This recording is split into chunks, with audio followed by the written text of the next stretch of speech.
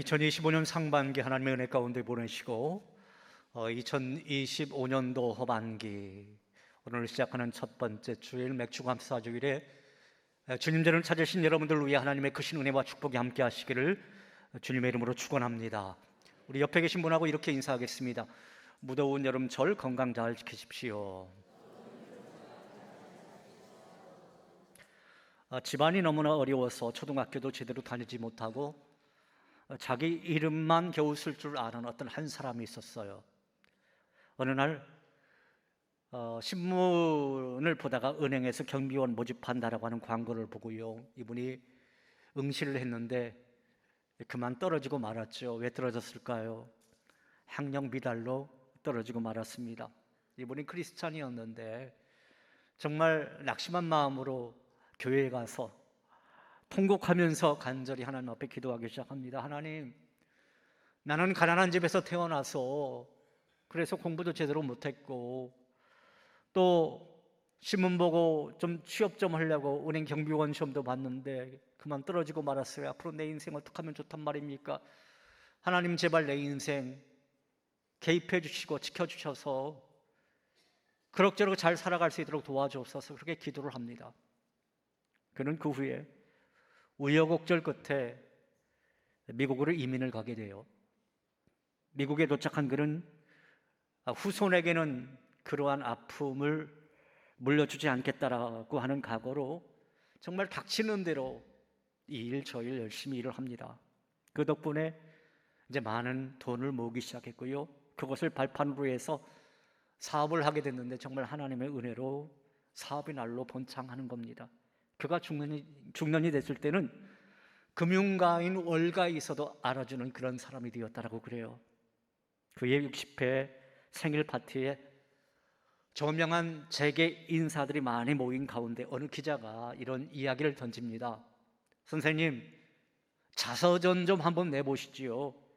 선생님이야말로 자서전을 내실 만한 그런 분인 것 같습니다. 그렇게 말을 했더니 이분이 빙그르 웃으면서 대답을 합니다. 나는 공부를 제대로 하지 못해서 내 이름 석자밖에 쓸 줄 모릅니다. 그 말을 들은 기자는 애석하다라는 듯이 만일 선생님께서 공부를 더 많이 하셨더라면 아마 더 큰 일을 하셨을 것 같네요. 그러니까 이분이 또 이렇게 말을 했다라고 그럽니다. 모르시는 말씀입니다.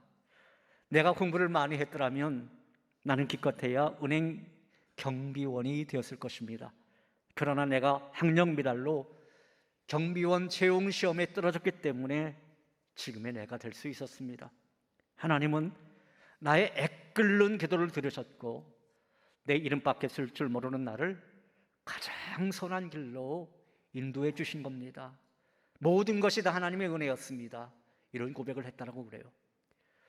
여러분도 동감하시겠지만 세상을 살면서 느끼는 것은 모든 것은 다 하나님의 은혜라고 하는 사실입니다. 여러분도 그러신 줄로 믿습니까? 여러분, 그렇습니다. 사도 바울의 고백처럼 나의 나 된 것은 다 하나님의 은혜인 것입니다. 생각해 보세요. 우리가 굉장히 실력이 있는 것 같고 유능한 것 같아 보여도요, 사실 우리가 할 수 있는 건 생각처럼 많지 않습니다. 내 몸 하나도 어찌할 수가 없잖아요. 그리고 내 자식 하나도 내가 내 마음대로 어떻게 할 수가 없습니다. 그런데 하나님이 은혜를 주신 거예요. 우리에게 아무런 조건을 요구하시지 아니하시고 그냥 은혜를 주셨습니다. 하나님이 우리에게 그 은혜를 주셔서 이 정도 살 수 있는 것이고, 하나님이 은혜 주셔서 그래도 내 자식들이 자식으로서의 그 삶 살아가고 있는 것이고, 또 하나님이 은혜 주셔서 지금 이 자리에 나와서 이렇게 예배 드리게 된 줄로 믿습니다. 사랑하는 여러분, 여러분이 이 자리에 서게 된 것도 로마서 5장 15절에 있는 말씀처럼 예수 그리스도의 은혜인 줄로 믿으시고 앞으로도 언제나 풍성하신 주님의 은혜 속에 거하며 감사의 고백을 드리실 수 있는 저와 여러분 모두가 다 되시기를 주님의 이름으로 축원합니다. 오늘 본문이 기록되어진 이 고린도 후서는 사도 바울이 고린도 교회에 보낸 편지글이죠. 바울은 고린도 교회와 여러 차례 서신 교환을 했는데요, 성경에서 확인할 수 있는 것만 해도 4번의 서신 교환이 있었습니다. 그 중에 오늘 이 본문은 이 마지막 편지의 글 속에 담겨져 있는 그러한 글입니다. 바울은 2차 전도 여행 때 주로 유럽 지역, 보다 정확하게 말하면 지금의 그리스 지역을 중심으로 사역을 펼치게 돼요. 이때 놀라운 선교의 열매로 인해서 많은 교회가 생겨났는데요, 여러분 한번 지도를 보실까요? 이게 어느 나라 지도일 것 같습니까, 여러분? 네, 그리스 지도입니다. 그런데 이 그리스 지역의 이 지도를 딱 보면요, 북쪽과 남쪽으로 나눌 수가 있어요. 북쪽을 이제 마게도니아, 그 남쪽을 아가야, 이렇게 나눌 수가 있는데, 이 북쪽 마게도니아 지역에 여러 교회들이 생겨납니다. 정확하게 말하면 여러분들 잘 아는 교회들, 빌립보 교회, 또 데살로니가 교회, 베레아 교회가 저 북쪽 마게도니아 지역에 있는 교회이고요, 아가야 지역에 있는 대표적인 교회는 오늘 이 편지의 수신처였던 고린도 교회입니다. 이제 다시 본문으로 들어가 볼까요? 지금 바울은 마게도니아 교회들을 방문하고 있는 중입니다. 사실 바울은 이 마게도니아 그 지역의 교회들에서 오랜 시간 사역을 하진 못했어요. 왜냐하면 그 여러 가지 박해가 있었거든요. 핍박이 있었어요. 그래서 도망치듯이 이 지역을 떠나올 수밖에 없었습니다. 대신 충실한 제자, 누가라고 하는 제자를 그곳에 사역자로 남겨두게 돼요. 그래서 이제 누가가 목회를 잘 하게 됩니다. 그런데 후에 다시 이 지역을 방문해 보니까 정말 귀한 교회들이 세워져 가고 있는 거예요. 저들의 신앙생활은 사도 바울이 상상했던 것 그 이상으로 아주 신실하게 신앙생활을 잘하고 있었습니다. 이에 반해서 이 고린도 교회는 어땠느냐? 이 교회는 사도 바울이 직접 목회했거든요. 1년 6개월 동안 직접 목회를 했는데, 여러분 우리가 고린도서를 이렇게 쭉 읽어봐도 얼마나 분쟁이 많았습니까? 나는 뭐 아볼로파다, 나는 게바파다, 나는 그리스도파다, 막 여러 가지 분쟁이 있었고, 특히 뭐 여성도들 가운데 뭐 성질이 개팍한 성도들도 있었고, 많은 어려움이 이 고린도 교회에 있었어요. 사도 바울이 볼 때 내가 직접 목회하지 않은 저 마게도니아 지역의 교회는 여러 가지로 신앙적으로 훌륭한데 왜 이 고린도 교회는 이럴까라고 해서 지금 고린도 교회에 편지글을 보내고 있는 겁니다.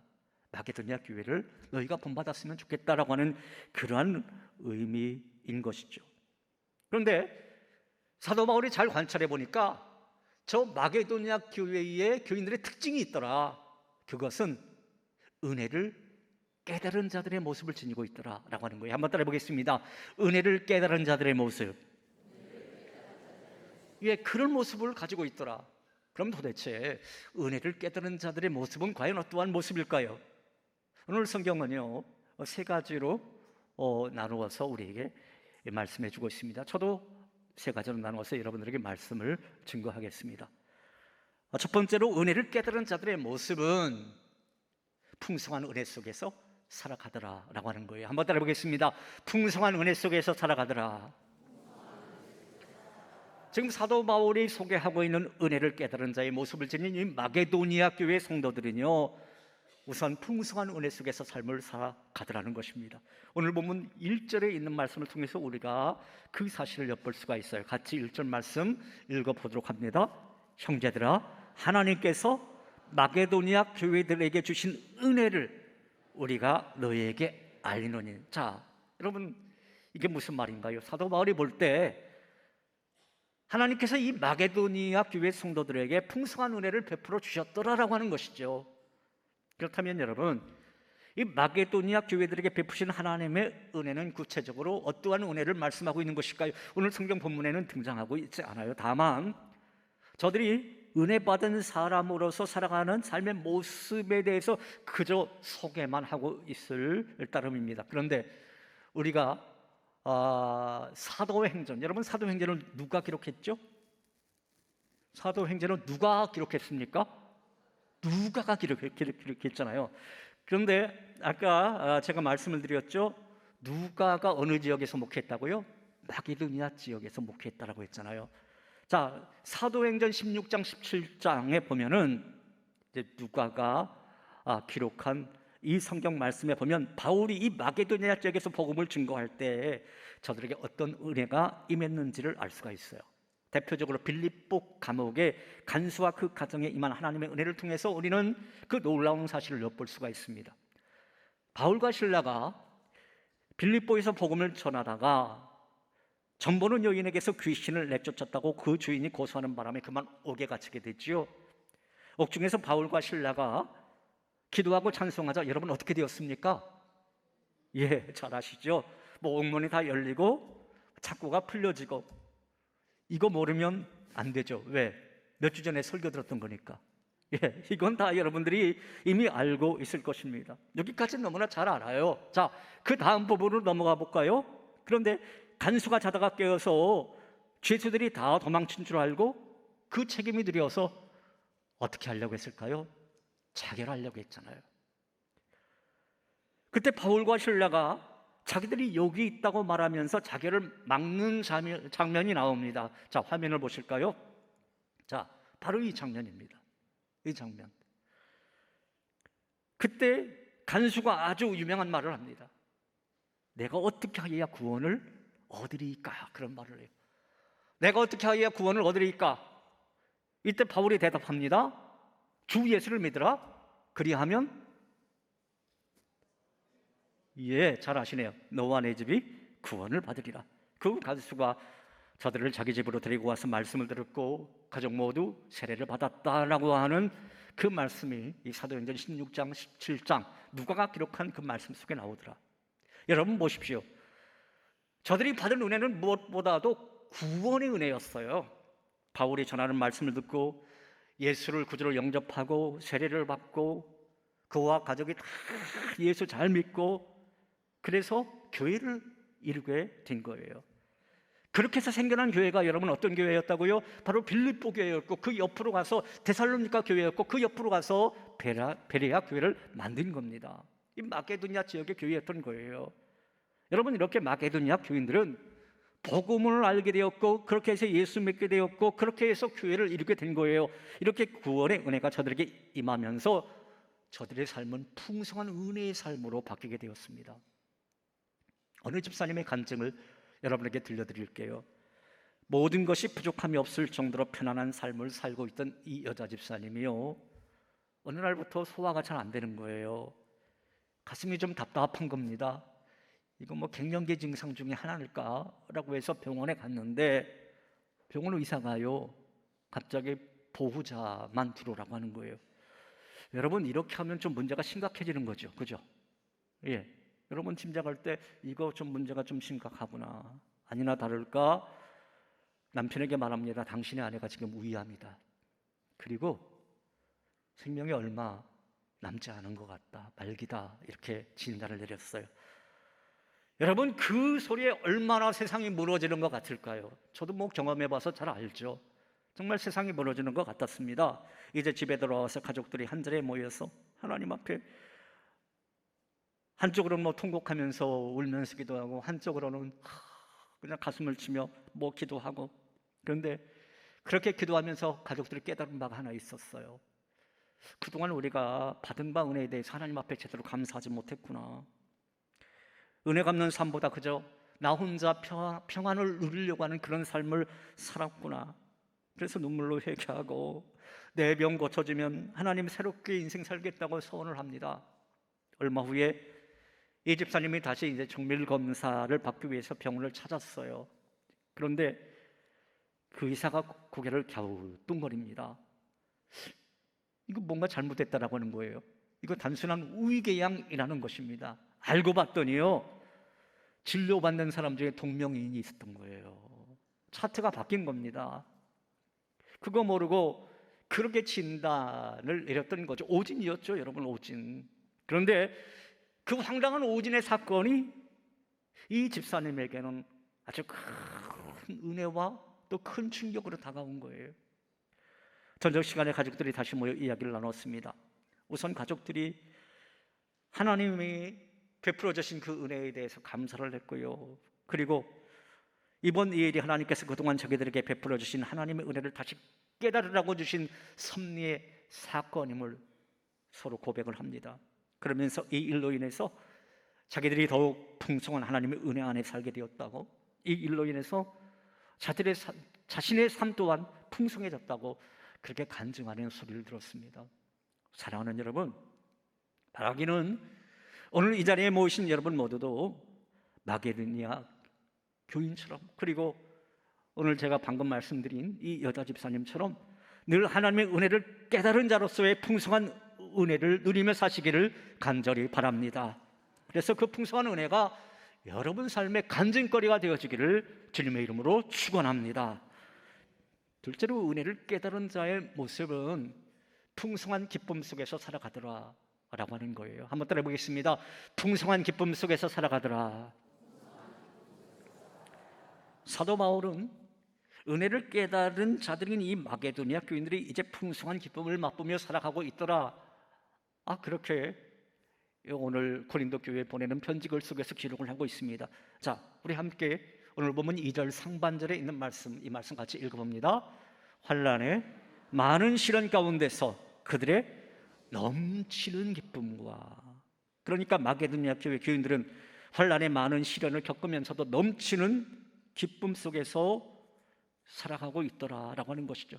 그러면 저들이 겪었던 환난은 어떠한 환난이었을까요? 오늘 본문에는 구체적으로 나타나 있지 않지만 그 대신 데살로니가 전서 2장 14절에 있는 말씀을 통해서 짐작해 볼 수가 있습니다. 여러분, 데살로니가 교회도 마케도니아 지역의 한 교회였으니까 이 말씀을 통해서 살펴볼 수가 있어요. 자, 자막을 보면서 이 말씀 같이 읽어봅니다. 형제들아, 너희가 그리스도 예수 안에서 유대에 있는 하나님의 교회들을 본받은 자 되었으니 그들이 유대인들에게 고난을 받은 것 같이 너희도 너희 동족에게서 동일한 고난을 받았느니라. 무슨 말씀인가요? 예루살렘 교회가 유대인들에게 예수 믿는다고 박해를 받은 것처럼 이 마게도니아 교인들도 같은 동족이었던 이 유대인들에게 예수 믿는다고 박해를 받았다라고 하는 거죠.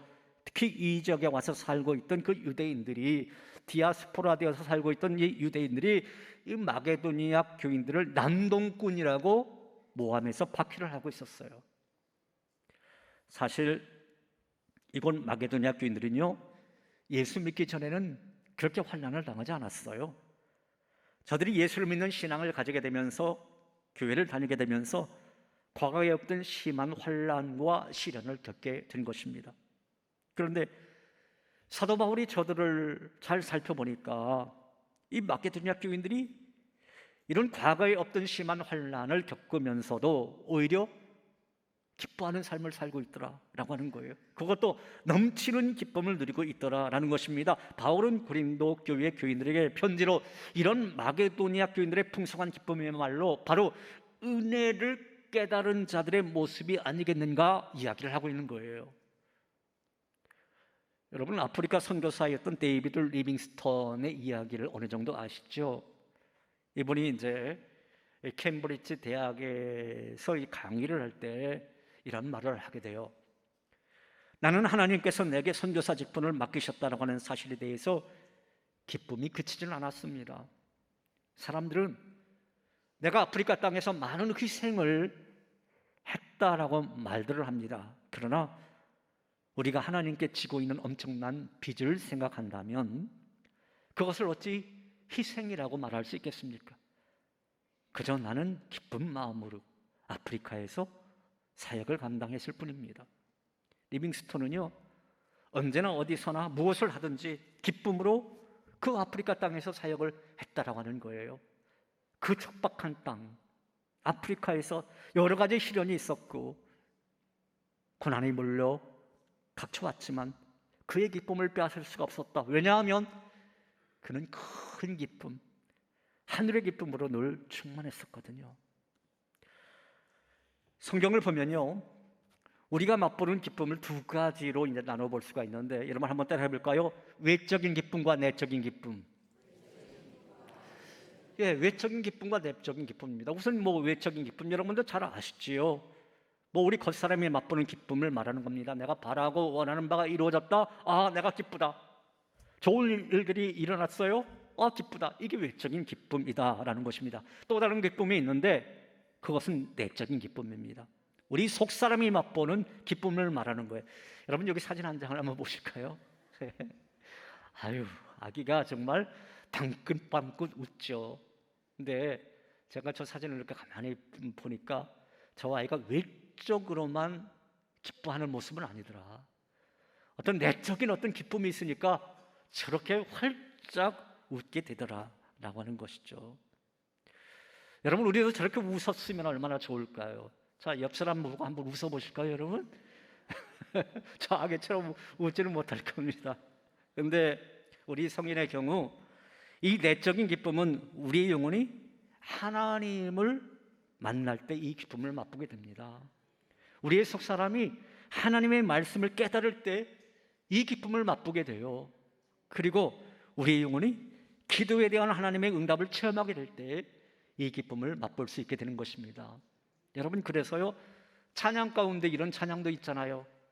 오, 이 기쁨 주님 주신 것, 오, 이 기쁨 주님 주신 것. 찬양대 잘 알죠? 그 다음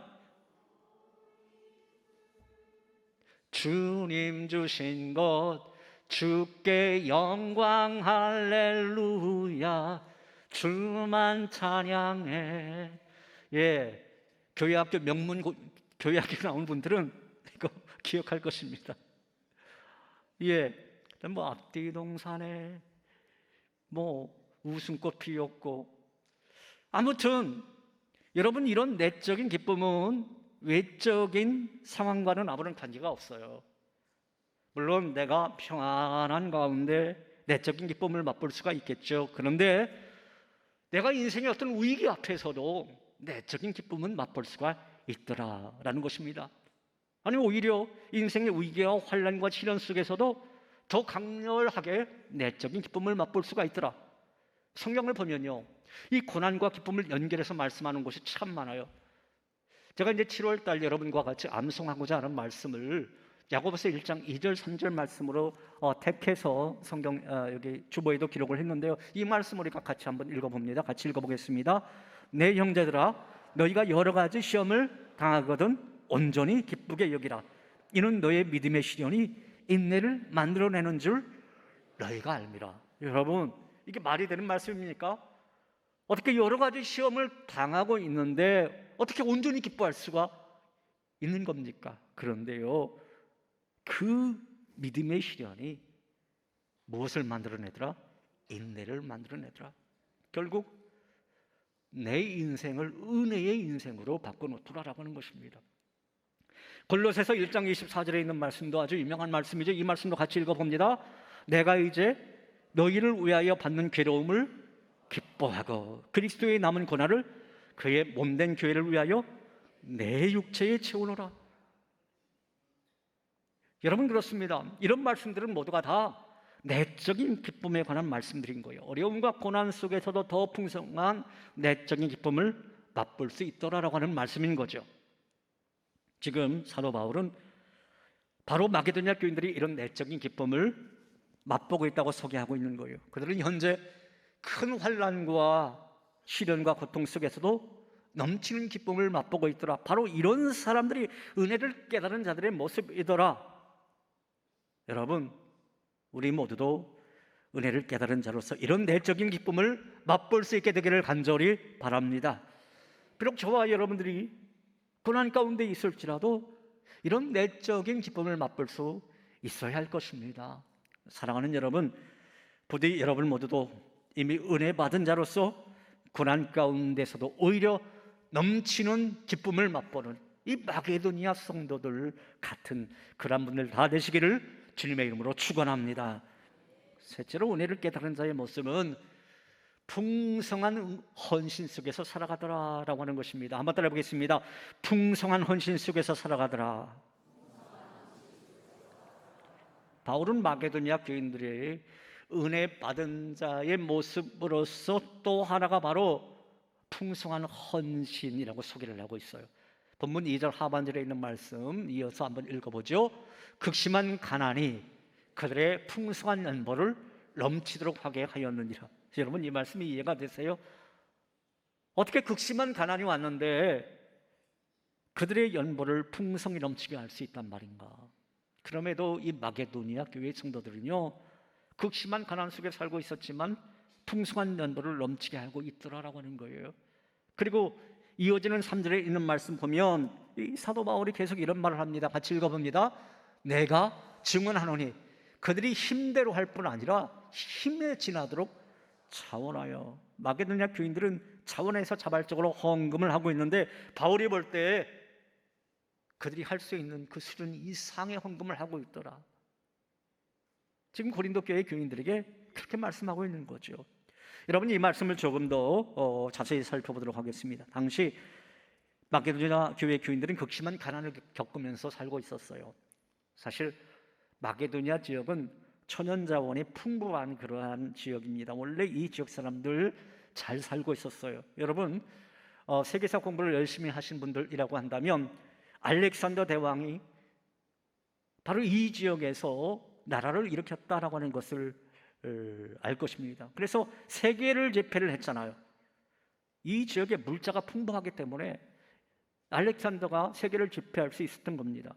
그런데 이제 로마가 이 지역을 식민 통치하면서부터 경제적인 수탈이 극심하게 이루어져요.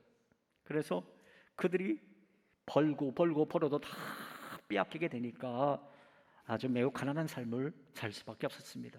그런데 이 마게도니아 성도들이 사도 바울로부터 한 가지 소식을 듣게 돼요. 지금 예루살렘 교회가 경제적으로 아주 어려움을 겪게 되었다. 그런 소식을 듣게 돼요. 지금 자기들도 지독한 가난 가운데 하루하루 먹고 사는 것조차 힘든 상황인데 예루살렘 교회에 아픈 소식을 듣게 되자 저들이 자발적으로 십시일반 헌금을 시작한 겁니다. 사실 바울은 차마 저들의 형편 때문에 헌금 문제를 이야기하기 참 힘들었을 거예요. 그러나 저들이 자발적으로 헌금에 나섰던 겁니다. 이에 바울은 큰 감동을 받았던 것이고 지금 그 감동받은 이야기를 고린도 교회에 보내는 편지글 속에서 지금 성도들에게 전하고 있는 거죠. 여러분, 마게도니아 성도들, 그들이 어떻게 이렇게 할 수 있었던 것일까요? 바로 풍성한 은혜 안에 거하고 있었기 때문입니다.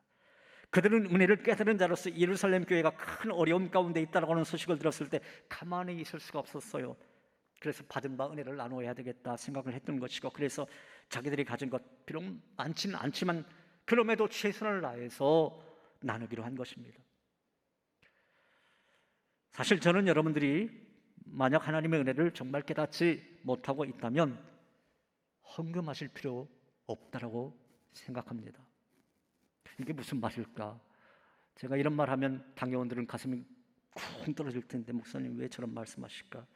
그런데요, 한번 들어보세요. 나는 받은 바 은혜가 없어. 여러분이 그렇게 생각하신다면 차라리 헌금 안 하시는 편이 낫습니다. 그렇게 헌금하는 것을 하나님이 기뻐 받으시지 않는다고 저는 생각을 하고 있거든요. 그러나 우리가 은혜를 깨달은 자라고 한다면 우리는 기쁨으로 드릴 수가 있는 겁니다. 만약에 이 은혜를 깨닫지 못하고 드려야 한다면 이 드림의 행위는 여러분들에게 매우 무거운 짐으로 느껴질 수밖에 없을 거예요. 지난주에 헌금 봉투 한 장을 주되 교회에서 이거 왜 껴주는 걸까? 7월 첫 번째 주가 맥주 감사 주일이래. 이거 얼마 드려야 되는 거야? 여러분, 이렇게 느끼면요, 이건 종교적인 의무로밖에는 느껴지지가 않는 겁니다. 그러나 은혜를 깨달은 자라고 한다면 이것은 짐이 아니지요. 그것은 기쁨인 것입니다. 오히려 내가 인생에서 지금 이러한 모습으로 쓰임받고 있다. 지금 내가 이러한 모습으로라도 하나님 앞에 드려지고 있다. 이러한 것에 대해서 감사 감격하는 마음으로 드릴 수가 있는 것입니다. 여러분, 이런 이야기가 있어요. 대부분의 미국 부모들이 그렇습니다만 자녀의 교육에 있어서 어떤 훈련을 목적으로 심부름을 시키는 경우가 많이 있습니다. 그래서 뭐 잔디 깎는 것도 뭐 구두 닦게 하는 것도 집안 청소도 시키고 그러잖아요. 그런데 빌이라고 하는 소년이 있었습니다. 이 소년이 부모가 심부름에 대한 어떤 대가에 대해서 요구하지 않으니까, 자, 무슨 말이냐면 너 어떻게 이렇게 심부름하면 내가 얼마 줄게, 이런 대가를 얘기하지 않으니까 좀 삐친 모양이에요. 그래서 어느 날 자기 부모에게 이 소년이 청구서를 보냅니다. 그 청구서에는 잔디 깎기 5불, 집안 청소 5불, 아빠 심부름 5불, 이렇게 쭉 이렇게 적더니 합계 45불, 한마디로 6만 원, 7만 원 내놓으라고 하는 거죠. 내가 이 집안을 위해서 이런 일을 했으니까 보상해달라. 청구서를 받은 아버지가 빙그레 웃다가 아버지도 아들에게 청구서를 하나 보냈어요. 그래서 이 소년이 아버지에게서 날라온 청구서를 딱 받아보니까 출생비 무료, 양육비 무료, 병원비 무료, 교육비 무료, 피복비 무료, 식생활비 무료, 여행비 무료, 합계 무료, 그렇게 적혀 있더랍니다. 여러분, 어떻게 생각하면 우리는 하나님의 은혜 때문에 지금 생존하고 있는 것 아닙니까? 여러분, 그런 줄로 믿습니까? 그렇잖아요. 이 모든 것 값없이 주어진 것 아니겠습니까? 그러나 값없이 주어지는 엄청난 하나님의 은혜에 대해서 오늘 여러분들의 응답은 과연 무엇입니까? 헌금이라고 하는 것은 그의 은혜에 대한 우리들의 작은 응답에 불과한 것입니다. 헌금은 바로 은혜를 깨달은 자로서의 마땅한 응답이어야 한다고 성경은 가르쳐주고 있는 것입니다. 사랑하는 여러분, 헌금은 단순한 물질의 문제가 아닙니다. 내 모든 것이 주님의 것이라면, 또 나 자신도 주님의 것이라면 기꺼이 나 자신의 존재를 주 앞에 다시 드릴 수가 있느냐는 질문에 대한 신앙적 응답임을 여러분 잘 깨달아 아시고, 언제나 하나님이 베풀어 주신 은혜에 감사로 응답할 줄 아는 저와 여러분 모두가 다 되시기를 주님의 이름으로 축원합니다. 이 시간 너무나 잘 알고 있는 그 은혜라고 하는 찬양, 이 찬양 우리 같이 해보도록 하겠습니다.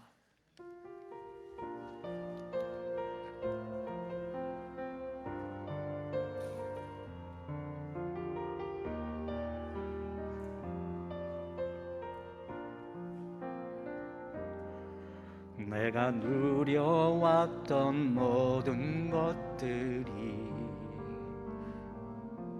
내가 지나왔던 모든 시간이, 내가 걸어왔던 모든 순간이 당연한 것 아니라 은혜였어. 아침 해가 뜨고 저녁에 노을, 봄의 꽃향기와 가을의 열매, 변하는 계절의 모든 순간이 당연한 것 아니라 은혜였어. 모든 것이 은혜, 은혜, 은혜, 한없는 은혜. 내 삶에 당연한 건 하나도 없었던 것을, 모든 것이 은혜, 은혜였어. 내가 이 땅에 태어나 사는 것, 어린아이 시절과 지금까지 숨을 쉬며 살며 꿈을 꾸는 삶, 당연한 것 아니라 은혜였소. 내가 하나님의 자녀로 살며, 내가 하나님의 자녀로 살며, 오늘 찬양하고 예배하는 삶, 복음을 전할 수 있는 줄 당연한 것 아니라 은혜였소. 모든 것이 은혜 은혜 은혜 한없는 은혜. 내 삶에 당연한 건 하나도 없었던 것을 모든 것이 은혜 우리 양손 높이 들고 모든 것이 은혜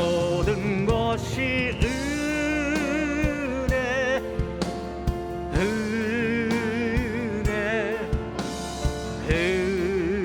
은혜 한없는 은혜.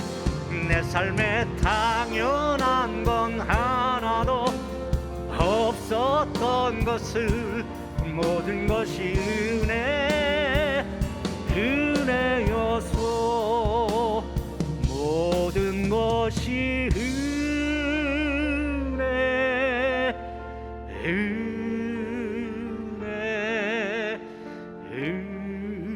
은혜 한없는 은혜. 내 삶에 당연한 건 하나도 없었던 것을 모든 것이 은혜 은혜였소. 할렐루야. 하나님 앞에 영광의 박수 올려드립니다. 할렐루야. 모든 것이 하나님의 은혜였습니다. 여러분, 오늘은 맥주감사주일이죠. 2025년 상반기 그동안 베풀어 주신 하나님의 은혜에 감사하는 마음으로 하나님 앞에 물질로 헌신하는, 그와 동시에 앞으로 남은 하반기 동안의 삶도 하나님 보유해 주실 것을 믿으며 선취적으로 미리 감사하는 마음으로 물질로 드리는 그러한 감사의 날입니다.